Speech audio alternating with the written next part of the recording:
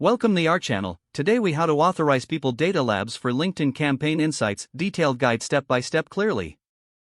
To authorize people data labs for LinkedIn campaign insights, start by logging into your LinkedIn account. Navigate to the LinkedIn Campaign Manager dashboard.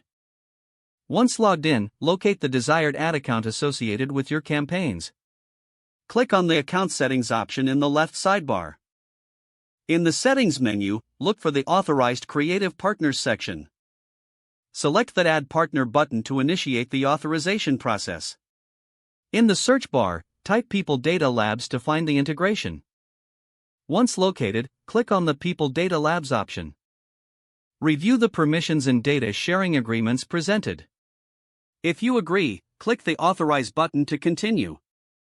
You may be prompted to confirm your decision. Click Confirm to finalize the authorization. After authorization, navigate to your Campaign Analytics dashboard. Here, you will now be able to access insights provided by People Data Labs. To start utilizing these insights, create or select a campaign. Use the insights to inform your target audience and optimize your ad performance.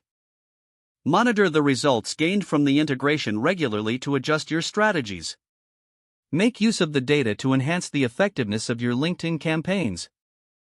If the page does not load, refresh the browser or try again in a private or incognito window. Make sure you are using the correct email address, then retype it carefully to avoid small typos.